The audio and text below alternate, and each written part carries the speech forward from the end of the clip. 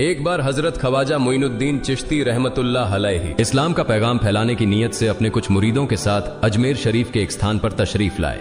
जिस मुकाम पर हजरत ख्वाजा मोइनुद्दीन चिश्ती रहमतुल्लाह अलैहि ने कयाम किया, वहां के करीब ही एक बड़ा तालाब था जिसे स्थानीय हिंदू लोग अनासागर कहते थे। उस दौर में इस तालाब की वुसात और पवित्रता के कारण हिंदू समाज में इसका बहुत एहतराम किया जाता था। उनका यह अकीदा था कि जो शख्स दिन भर गुनाह करने के बाद इस तालाब में गौस्ल करता है, उसके तमाम गुनाह धुल जाते हैं। इसी वजह से वे इस तालाब को हमेशा दियों से सजाए रखते थे। कहा जाता है कि इस तालाब में हर रात दिए जलाने के लिए तकरीबन 3 मन तेल की जरूरत होती थी। तालाब की पवित्रता के कारण वहां सभी हिंदुओं को दाखिल होने की इजाजत नहीं थी। सिर्फ आला तबके के ब्राह्मण ही वहां गौस्ल कर सकते थे और तालाब के पानी को छू सकते थे। उनका यह मानना था कि अगर ब्राह्मणों के अलावा कोई और तालाब के पानी को छू ले तो पानी नापाक हो जाएगा। हजरत ख्वाजा मोइनुद्दीन चिश्ती रहमतुल्लाह अलैहि और उनके मुरीद लंबे सफर से थके हुए थे। कुछ देर आराम फरमाने के बाद जब नमाज का वक्त हुआ तो ख्वाजा मोइनुद्दीन चिश्ती रहमतुल्लाह अलैहि ने हजरत बख्तियार काकी रहमतुल्लाह अलैहि को अजान देने का हुक्म दिया। हुक्म पाकर हजरत बख्तियार काकी रहमतुल्लाह अलैहि ने अजान देना शुरू किया। उस वक्त हिंदुस्तान में तौहीद का पैगाम और अजान के अल्फाज किसी ने नहीं सुने थे। जब लोगों ने पहली बार अजान के अल्फाज सुने तो उनके दरमियान हलचल मच गई। लोग अपने घरों से बाहर आकर एक दूसरे से कहने लगे, ये फकीर लोग कहां से आ गए और ये क्या पढ़ रहे हैं। अजान खत्म होने के बाद हजरत ख्वाजा मोइनुद्दीन चिश्ती रहमतुल्लाह अलैहि और उनके साथियों ने अनासागर तालाब पर जाकर वुजू करना शुरू किया। जब हिंदू पुजारियों ने देखा कि एक अजनबी दरवेश उनके मखसूस तालाब का इस्तेमाल कर रहा है तो उनके दिल में गुस्से की आग भड़क उठी। एक पुजारी बोला, यह दरवेश कहां से आ गया? बिना हमारी इजाजत के इसने हमारे पाक तालाब को हाथ लगा दिया। हम इस तालाब को कितना मुकद्दस मानते हैं और इन मुसाफिरों ने इसे नापाक कर दिया है। इसका कोई हल निकालना ही होगा। इसके बाद हजरत ख्वाजा मोइनुद्दीन चिश्ती रहमतुल्लाह अलैहि ने तमाम साथियों के साथ मिलकर जमात के साथ नमाज अदा की। लोग ये मंजर देखने लगे और कहने लगे, ये तो कोई अजीब फकीर है। हमारे मंदिरों में सब देवी देवता मौजूद हैं और ये उनकी इबादत न करके किसी नए खुदा की इबादत कर रहा है। अगर मंदिर के बाहर भी कोई खुदा है तो उसे भी मंदिर में रखा जाना चाहिए ताकि लोग उसकी भी पूजा कर सकें। शाम ढलने लगी। शाम होते ही राजा पृथ्वीराज के ऊंटों के चरवाहे अपने ऊंट लेकर उस जगह पहुंचे। इत्तेफाक से हजरत ख्वाजा मोइनुद्दीन चिश्ती रहमतुल्लाह अलैहि उसी जगह पर तशरीफ फरमा थे जहां आमतौर पर राजा के ऊंट आराम किया करते थे। चरवाहों ने देखा कि एक दरवेश का काफिला उनके मुकाम पर आकर बैठा है। उन्होंने हजरत ख्वाजा मोइनुद्दीन चिश्ती रहमतुल्लाह अलैहि और उनके साथियों से कहा, अरे फकीर बाबा, आप कहां से तशरीफ लाए हैं और यहां आकर बैठ गए? क्या आपको मालूम नहीं कि यहां रोजाना राजा पृथ्वीराज के ऊंट आराम फरमाते हैं? राजा के ऊंट यहां आराम करते हैं। ये जानते हुए भी आपने यहां बैठने की जुर्रत कैसे की? हजरत ख्वाजा मोइनुद्दीन चिश्ती रहमतुल्लाह अलैहि ने उन चरवाहों को नरमी से जवाब दिया, बाबा, हम मुसाफिर हैं और अनजान हैं। हमें मालूम नहीं था कि इस मुकाम पर राजा के ऊंट आराम करते हैं। चूंकि हम पहले ही यहां रात गुजारने का इरादा कर चुके हैं, तुम अपने ऊंटों को आज किसी और जगह आराम देने ले जाओ। आसपास बहुत सी जगहें हैं। हजरत ख्वाजा मोइनुद्दीन चिश्ती रहमतुल्लाह अलैहि का जवाब सुनकर पृथ्वीराज के चरवाहे बोले, फकीर की हिम्मत तो देखो, कहता है कि राजा के ऊंटों को कहीं और ले जाएं और खुद यहां बैठे रहेंगे। फकीर बाबा, यह तो हरगिज मुमकिन नहीं है। राजा के ऊंट अपने ही मुकाम पर बैठेंगे। यह कहकर चरवाहों ने हजरत ख्वाजा मोइनुद्दीन चिश्ती रहमतुल्लाह अलैहि और उनके साथियों को वहां से उठाने के लिए दुर्व्यवहार करना शुरू कर दिया। हजरत ख्वाजा मोइनुद्दीन चिश्ती रहमतुल्लाह अलैहि बहुत ही सरल स्वभाव के थे। जब उन्होंने देखा कि चरवाहे दुर्व्यवहार कर रहे हैं तो उन्होंने बख्तियार काकी रहमतुल्लाह अलैहि से कहा, बख्तियार, हम यहां बैठकर क्या करेंगे? जब राजा के ऊंटों को यहीं बैठाना है तो रहने दो, ऊंट यहीं बैठे, हम यहां से जा रहे हैं। यह कहकर हजरत ख्वाजा मोइनुद्दीन चिश्ती रहमतुल्लाह अलैहि अपने साथियों के साथ वहां से चले गए। अगली सुबह जब ऊंटों को फिर से चरागाह में ले जाने का समय आया तो चरवाहे ऊंटों को उठाने की कोशिश करने लगे, लेकिन बार बार कोशिश के बावजूद वे ऊंटों को उठा नहीं सके, क्योंकि अल्लाह के वली हजरत ख्वाजा मोइनुद्दीन चिश्ती रहमतुल्लाह अलैहि ने कहा था कि ऊंट यहीं बैठेंगे। अल्लाह रब्बुल आलमीन ने उनकी यह दुआ कबूल कर ली थी और ऊंटों को आदेश दिया था कि जब तक मोइनुद्दीन चिश्ती खुद नहीं कहेंगे तब तक वे यहीं बैठे रहेंगे। इसके बाद चरवाहे ऊंटों के न उठने का कारण जानने लगे। उनमें से एक नेक चरवाहा था जिसने कहा, क्या तुम्हें याद है कि हमने कल यहां से एक दरवेश को उठाया था? जाते जाते उन्होंने कहा था कि हम जा रहे हैं, राजा के ऊंट यहीं बैठेंगे। मुझे लगता है कि उनके कहे शब्दों के कारण ही राजा के ऊंट उठ नहीं पा रहे हैं। शायद वह कोई बड़े वली हैं या अल्लाह का कोई अवतार है। इस बात को महामहिम राजा के समक्ष रखते हैं। इसके बाद चरवाहे पृथ्वीराज के पास पहुंचे और हाथ जोड़कर निवेदन किया, महाराज, हमने बहुत कोशिश की, लेकिन आपके ऊंटों को उनके स्थान से नहीं उठा सके और उन्हें चरागाह में घास चराने नहीं ले जा पा रहे हैं। राजा पृथ्वीराज ने आश्चर्य से पूछा, क्या ऊंटों को कोई बीमारी है जिस कारण वे उठ नहीं पा रहे? चरवाहों ने कहा, महाराज, ऊंट पूरी तरह स्वस्थ हैं, उन्हें कोई बीमारी नहीं है। पृथ्वीराज ने कहा, तो फिर वे अपनी जगह से क्यों नहीं उठ रहे? चरवाहों ने कहा, महाराज, कल उस स्थान पर एक दरवेश बैठे थे, हमने उनके और उनके साथियों के साथ काफी दुर्व्यवहार किया और उन्हें वहां से उठा दिया था। जाते जाते उन्होंने कहा था, राजा के ऊंट यहाँ बैठेंगे और उठेंगे नहीं। हमें लगता है कि दरवेश की बद्दुआ के कारण ही ऊंट अपनी जगह से नहीं उठ पा रहे हैं। तब पृथ्वीराज ने हुक्म दिया, अच्छा, जाओ और उस दरवेश को मेरे पास ले आओ। जब हजरत ख्वाजा मोइनुद्दीन चिश्ती रहमतुल्लाह अलैहि पृथ्वीराज के दरबार में पहुंचे तो पृथ्वीराज ने उनसे पूछा, ए दरवेश, आपने मेरे ऊंटों को क्यों पंगु बना दिया है? मेरे ऊंट भूखे मर रहे हैं, कृपया अपना जादू उनसे हटा लें। अगर जादू नहीं हटाया तो मेरे ऊंट भूखे मर जाएंगे। पृथ्वीराज की बात सुनकर हजरत ख्वाजा मोइनुद्दीन चिश्ती रहमतुल्लाह अलैहि मुस्कुराते हुए बोले, हे अल्लाह के बंदे, हम मुसलमान हैं और मुसलमान कभी जादू नहीं करते। तुम्हारे ऊंटों को मैंने नहीं बल्कि इस संसार के पालनहार महान अल्लाह रब्बुल आलमीन ने बैठाया है। उनकी आज्ञा से ऊंट बैठे हैं और उनकी आज्ञा से ही उठेंगे। लेकिन मैं उस सर्वशक्तिमान से प्रार्थना कर सकता हूं कि वह तुम्हारे ऊंटों को उठने की अनुमति दे। इसके बाद हजरत ख्वाजा मोइनुद्दीन चिश्ती रहमतुल्लाह अलैहि ने अल्लाह से दुआ की, हे अल्लाह, इन ऊंटों को उनकी जगह से उठने की तौफीक दें। हजरत ख्वाजा मोइनुद्दीन चिश्ती रहमतुल्लाह अलैहि की दुआ करते ही चरवाहों ने देखा कि ऊंट अपनी जगह से उठकर चरागाह की ओर बढ़ने लगे। यह दृश्य देखकर चरवाहे चकित रह गए और हजरत ख्वाजा मोइनुद्दीन चिश्ती रहमतुल्लाह अलैहि की करामत की खबर पूरे अजमेर में फैल गई। जैसे जैसे हिंदुओं के बीच हजरत ख्वाजा मोइनुद्दीन चिश्ती रहमतुल्लाह अलैहि की करामत की बातें फैलने लगीं और इस्लाम की महानता उनके सामने प्रकट होने लगी, मंदिर के पुजारी भयभीत हो गए। वे सोचने लगे, अगर यही चलता रहा तो सभी हिंदू मुसलमान बन जाएंगे। तब वे पृथ्वीराज के पास पहुंचे और निवेदन किया, महाराज, ये दरवेश हमारे राज्य में अशांति फैला रहे हैं।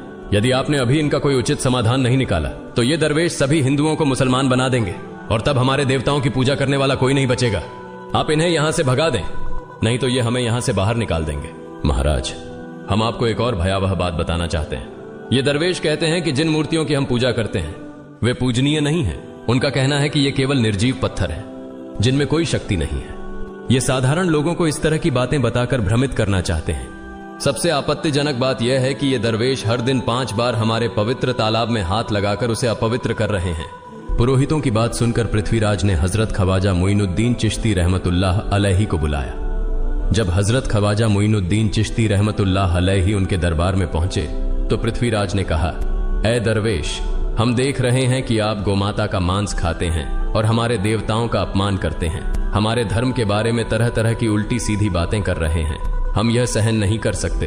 हम यह भी देख रहे हैं कि आप हमारे पवित्र तालाब को अपने अपवित्र हाथों से खराब कर रहे हैं। आप तुरंत हमारे देश से चले जाएं। हजरत ख्वाजा मोइनुद्दीन चिश्ती रहमतुल्लाह अलैहि ने कहा, बाबा, हम लोग तो केवल वुजू करते हैं, नहाते नहीं। अगर पूरी देह के स्पर्श से आपके तालाब का पानी खराब नहीं होता है तो केवल हमारे हाथ और चेहरे के पानी से तालाब अपवित्र कैसे हो सकता है? यह सुनकर पृथ्वीराज ने कहा, वे सभी लोग हमारे धर्म के हैं जबकि तुम लोग कहीं और से आ गए हो। तुम हमारे धर्म के नहीं हो, इसलिए तुम्हारे हाथ लगाने से हमारा तालाब अपवित्र हो जाता है। तब हजरत ख्वाजा मोइनुद्दीन चिश्ती रहमतुल्लाह अलैहि ने कहा, अच्छा बाबा, हम अब आपके तालाब के पानी को हाथ नहीं लगाएंगे, लेकिन हमें पानी की जरूरत है तो हम चाहते हैं कि केवल एक बर्तन में पानी ले लें। पृथ्वीराज ने कहा, ठीक है, तुम पानी ले सकते हो, लेकिन तुम्हारा बर्तन तालाब में लगे, तुम्हारे हाथ नहीं। अगर तुम्हारे हाथ स्पर्श करें तो हम इसके खिलाफ सख्त कार्रवाई करेंगे। राजा के साथ सहमति के बाद हजरत ख्वाजा मोइनुद्दीन चिश्ती रहमतुल्लाह अलैहि ने अपने मुख्य खलीफा बख्तियार काकी रहमतुल्लाह अलैहि से कहा, बख्तियार, जाओ और राजा के तालाब से एक बर्तन में पानी ले आओ, लेकिन बहुत सावधानी से पानी लेना ताकि तुम्हारा हाथ तालाब के पानी को छू न सके। बख्तियार काकी रहमतुल्लाह अलैहि हजरत ख्वाजा मोइनुद्दीन चिश्ती रहमतुल्लाह अलैहि के आदेश का पालन करते हुए आना सागर से पानी लेने गए। उन्होंने बर्तन को तालाब में डुबोया और उनका हाथ पानी को नहीं छू सका क्योंकि चमत्कारवश पूरा तालाब एक छोटे बर्तन में समा गया। आना सागर पूरी तरह से सूख गया और उसकी तली में केवल सूखी रेत दिखाई देने लगी। जब पुरोहितों ने देखा कि उनके पवित्र तालाब में एक भी बूंद पानी नहीं बची है और वह मरुस्थल की तरह सूख गया है तो वे घबराते हुए राजा पृथ्वीराज के पास गए और बोले, महाराज, यह तो भारी संकट हो गया है। पृथ्वीराज ने पूछा, क्या हुआ? पुरोहितों ने कहा, उस दरवेश ने हमारे पूरे तालाब का पानी ले लिया है। अब हमारे पवित्र तालाब में एक बूंद भी पानी नहीं है। अगर इस तालाब में पानी नहीं होगा तो हम अपने पापों का प्रायश्चित कैसे करेंगे? दूर दूर से हजारों हिंदू लोग इस तालाब में स्नान करने आते हैं ताकि वे अपने पाप धो सकें। अगर पानी नहीं रहेगा तो वे यहां आना बंद कर देंगे, जिससे हमारा बड़ा नुकसान होगा और अजमेर की मान मर्यादा मिट्टी में मिल जाएगी। पृथ्वीराज गहरे विचार में पड़ गए। वे हजरत ख्वाजा मोइनुद्दीन चिश्ती रहमतुल्लाह अलैहि के खिलाफ कोई कठोर कदम उठाने से झिझक रहे थे, क्योंकि उन्हें आशंका थी कि अगर उन्होंने दरवेश के खिलाफ सैनिक भेजे और दरवेश ने सैनिकों पर भी जादू कर दिया तो उनकी परेशानी और बढ़ जाएगी। इसलिए उन्होंने कहा, तुम लोग जाओ और उस दरवेश को मेरे पास बुलाकर लाओ। मैं देखता हूं कि वह क्या चाहता है। अगर उसकी मांग उचित होगी तो हम उसे मान लेंगे, और यदि उचित नहीं हुई तो हम माफी मांगकर अपना तालाब का पानी वापस ले लेंगे। जब हजरत ख्वाजा मोइनुद्दीन चिश्ती रहमतुल्लाह अलैहि पृथ्वीराज के दरबार में पहुंचे तो पृथ्वीराज ने कहा, ऐ बाबा, आपने हमारे तालाब का सारा पानी ले लिया है। हम अपने पापों का प्रायश्चित कैसे करेंगे? पूरे दिन के पाप हम इस तालाब में स्नान करके धोते हैं। अगर तालाब में पानी नहीं होगा तो हम अपने पाप कैसे धोएंगे? हजरत ख्वाजा मोइनुद्दीन चिश्ती रहमतुल्लाह अलैहि ने उत्तर दिया, देखो बाबा, तुम्हारे पास आना सागर है, पर दुनिया के हर कोने में ऐसा तालाब नहीं है, तो क्या वे लोग अपने पाप कैसे धोएंगे? पापों को धोने की ताकत इस तालाब के पानी में नहीं है। पापों को माफ करने वाला केवल अल्लाह है, जिसने आकाश, धरती और पूरी सृष्टि बनाई है। उसकी इजाजत के बिना एक पत्ता भी नहीं हिलता। इसलिए मैं तुम्हें इस भ्रम को छोड़कर सही राह पर आने की दावत देता हूं। वहां मौजूद हजारों हिंदू हजरत ख्वाजा मोइनुद्दीन चिश्ती रहमतुल्लाह अलैहि की बातें मंत्रमुग्ध होकर सुन रहे थे। इसके बाद उन्होंने कहा, जाओ बख्तियार, जिस बर्तन में तुमने तालाब का पानी लिया था उसे वापस तालाब में डालाओ। बख्तियार काकी रहमतुल्लाह अलैहि हजरत ख्वाजा मोइनुद्दीन चिश्ती रहमतुल्लाह अलैहि के हुक्म से आना सागर में बर्तन का पानी डालने गए। जैसे ही बर्तन का पानी तालाब में डाला, आना सागर फिर से पानी से लबालब भर गया। इस चमत्कार को देखकर वहां मौजूद कई हिंदुओं ने कलमा पढ़कर इस्लाम कबूल कर लिया। यह देखकर हिंदू पुरोहितों और पंडितों की चिंता बढ़ गई। वे पृथ्वीराज के पास गए और बोले, महाराज, यदि अब कोई उपाय नहीं किया गया तो सारे हिंदू मुसलमान हो जाएंगे। पृथ्वीराज ने कहा, मुझे सलाह दो, इस दरवेश का मुकाबला कैसे किया जा सकता है? पुरोहितों ने कहा, यह दरवेश एक बड़ा जादूगर है, इसलिए इसका मुकाबला भी जादू से करना होगा। हमारे बीच एक बड़े पुरोहित और जादूगर रामदेव हैं, उन्हें इसके मुकाबले में भेजें। अगर वह जादू से इसे हरा सके तो हम अपने हिंदू धर्म का गौरव फिर से प्राप्त कर सकेंगे। पृथ्वीराज ने रामदेव को बुलाकर कहा, रामदेव, मैं तुम्हें इस दरवेश को जादू से हराने की जिम्मेदारी दे रहा हूं। अगर तुम उसे हरा सके तो हम अपने धर्म का गौरव फिर से पा सकेंगे। रामदेव ने पृथ्वीराज को आश्वस्त करते हुए कहा, महाराज, आप चिंता न करें, इस दरवेश को हराना मेरे लिए बहुत आसान है। मैं आपके समक्ष हमारे धर्म का गौरव वापस लाकर रहूंगा। इसके बाद रामदेव अपने साथियों के साथ हजरत ख्वाजा मोइनुद्दीन चिश्ती रहमतुल्लाह अलैहि के सामने मुकाबले के लिए पहुंचा। उसने कहा, मोइनुद्दीन, अगर तुम में ताकत है तो मुझसे जादू का मुकाबला करो। मैंने तुम जैसे बहुत से जादूगरों को हराया है, तुम्हें हराना तो मेरे लिए साधारण बात है। हजरत ख्वाजा मोइनुद्दीन चिश्ती रहमतुल्लाह अलैहि ने उसकी बातों का कोई जवाब नहीं दिया। रामदेव ने देखा कि हजरत ख्वाजा मोइनुद्दीन चुप हैं, तो उसने गाली गलौज करना शुरू कर दिया। जब रामदेव अपनी हदें पार कर गया तो हजरत ख्वाजा मोइनुद्दीन ने उसकी आंखों में देखते हुए कहा, रामदेव, तू चिल्ला रहा है, लेकिन मैं तेरे माथे पर ईमान की रोशनी देख रहा हूं। हजरत ख्वाजा मोइनुद्दीन चिश्ती रहमतुल्लाह अलैहि की यह बात सुनते ही रामदेव कांपने लगा, और उसी क्षण अल्लाह रब्बुल आलमीन ने उसके दिल में ईमान की रोशनी डाल दी। रामदेव हजरत ख्वाजा मोइनुद्दीन चिश्ती के चरणों में गिर पड़ा और बोला, हे अल्लाह के वली, मैंने आपके साथ बहुत बेअदबी की है, मुझे माफ करें और मुझे कलमा पढ़ाकर इस्लाम की राह दिखाएं।